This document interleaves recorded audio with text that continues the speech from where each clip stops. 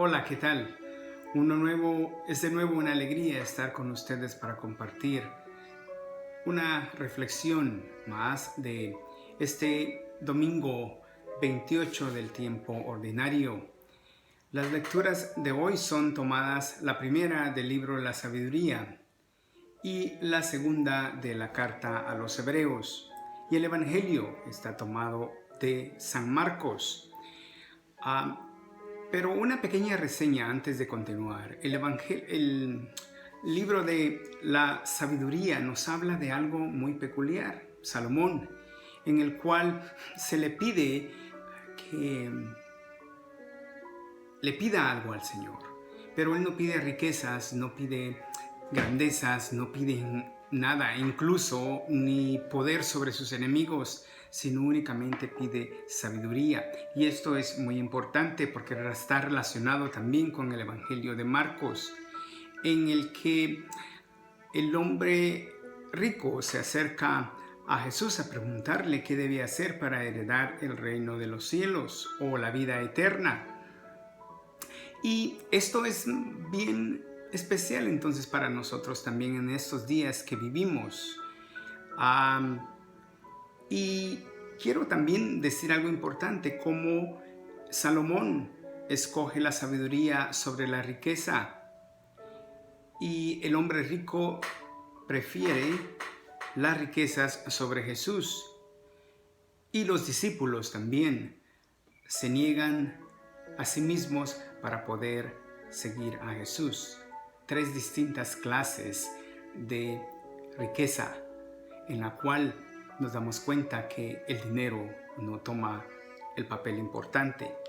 Pues bien, podríamos decir, o si nos fijamos en un aspecto básico e importante para nosotros en el Evangelio, es Jesús y el dinero.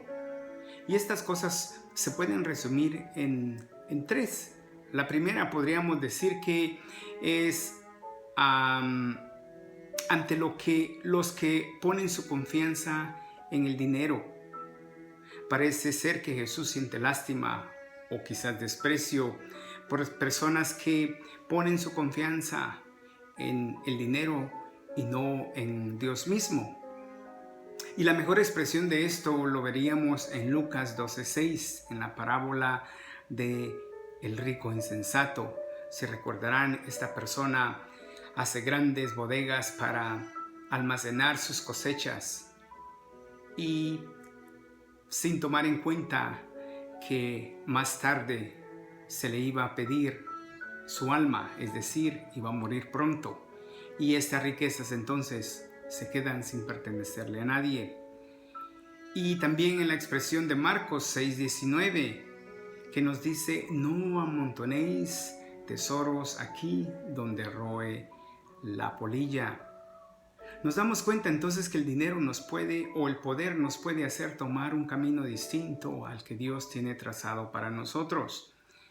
La segunda cosa es también cuando la riqueza se hace además una ofensa para otros.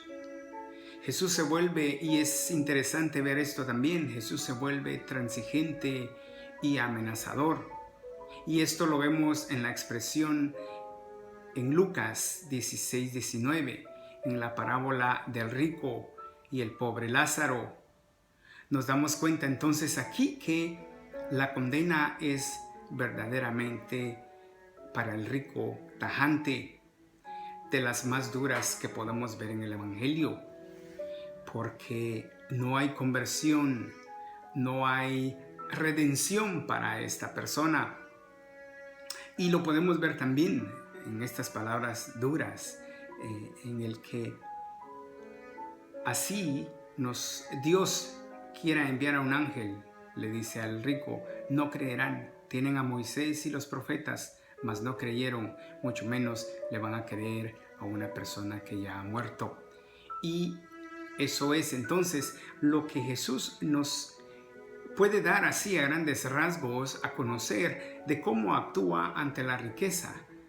Y es porque Él mismo se da cuenta que esto puede ser un obstáculo para muchos de nosotros y poder verdaderamente seguir los pasos de Jesús. Pero más allá de esto, y esto sería el tercer punto, es el reino de Dios, está el reino.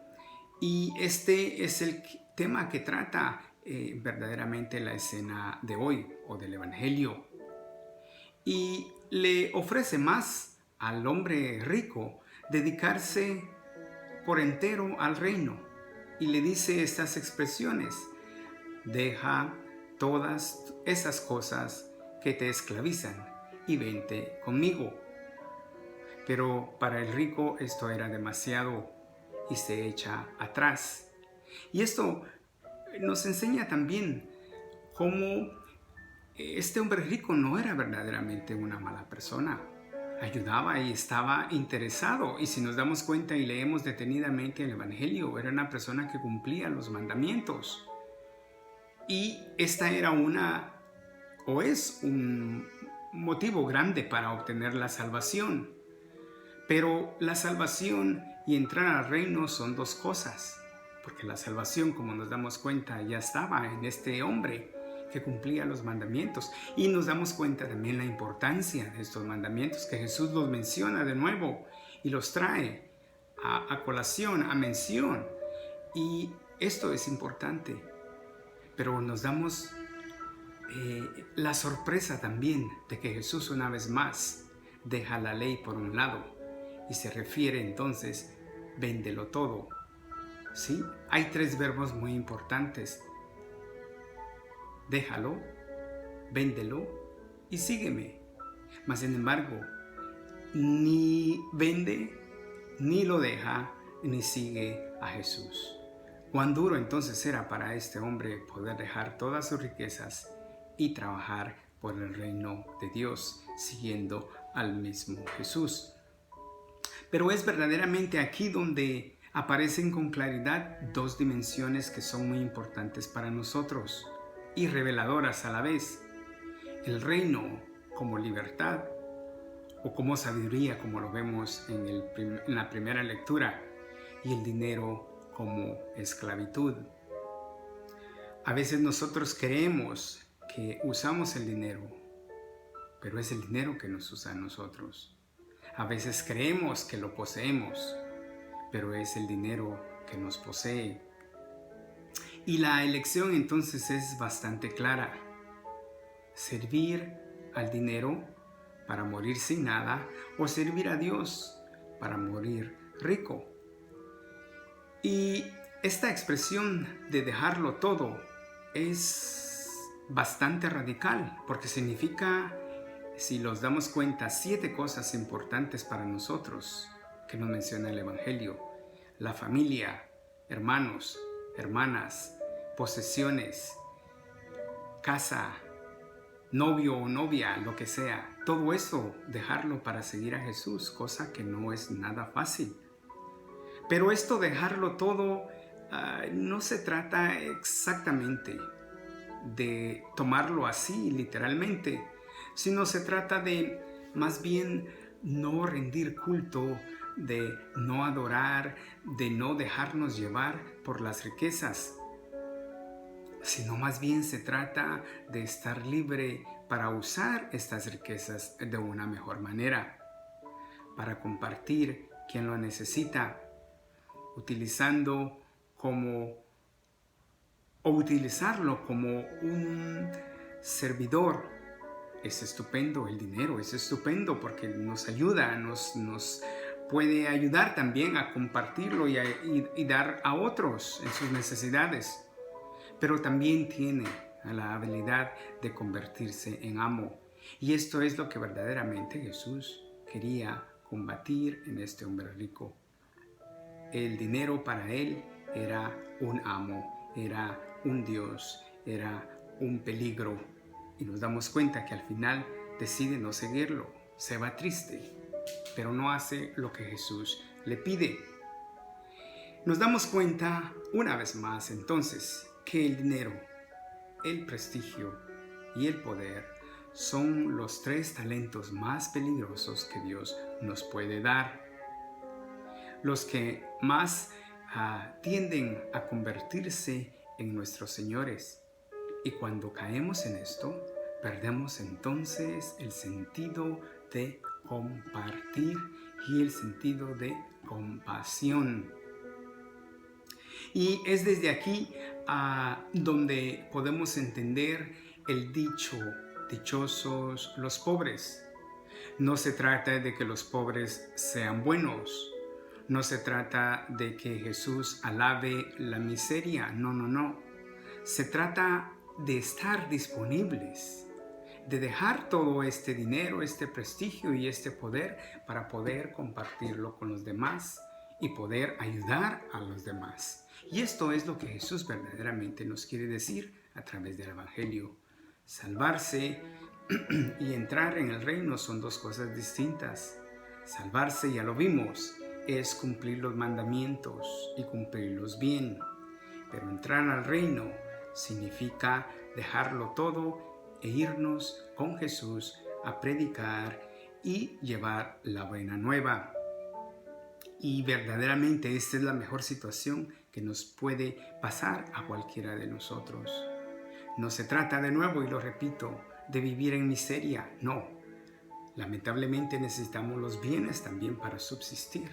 Y Jesús no quiere que subsistamos, quiere que vivamos. Pero que no hagamos de esto un Dios que nos esclavice de cierta forma, que nos alejemos de la ayuda, de ayudar a los demás, de proporcionar a los demás. Y esto es importante entonces para nosotros, hermanos, hoy en día. ¿Cuánto tenemos? ¿Cuánto acumulamos? Muchas veces vivimos en una sociedad de consumo, de tirar, de despilfarrar las cosas. Y no es eso verdaderamente lo que Jesús quiere que nosotros hagamos, sino que se trata más bien de poder entrar en el reino. Y entrar en el reino significa estar en una comunidad a la que siempre está dando y dándose a los demás. Y quiero terminar con una frase muy importante que Karl Rahner nos dice, y es: cualquier forma de vida que conduzca a una idolatría de los bienes de consumo es claramente antievangélico, y es lo que realmente vivimos hoy. O lo que nos dice John Sobrino, también un famoso teólogo jesuita, y nos dice: cultura de la pobreza es muy dura y podía ser malinterpretada. Podríamos plantearla en términos más templados. Debemos caminar hacia la civilización de la austeridad compartida. Y con esto, hermanos, termino. Vivamos entonces una austeridad, pero no una austeridad de bienes únicamente, de situaciones, sino una austeridad que nos permita compartir con los demás, darnos a los demás, que no nos tome desprevenidos esta exigencia de Jesús: déjalo y sígueme. Que nosotros nos pueda suceder también lo mismo que al hombre rico, dar la vuelta e irnos tristes, sino todo lo contrario, unirnos a Jesús para expandir su reino.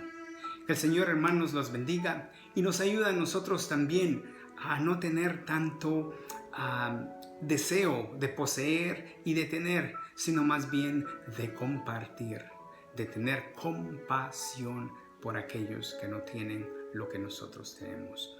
Que el Señor les bendiga, los acompañe siempre, y la bendición de Dios, Padre Todopoderoso, Hijo y Espíritu Santo descienda sobre todos ustedes. Que el Señor les bendiga y nos veremos en una próxima, si así Dios lo permite. Hasta pronto.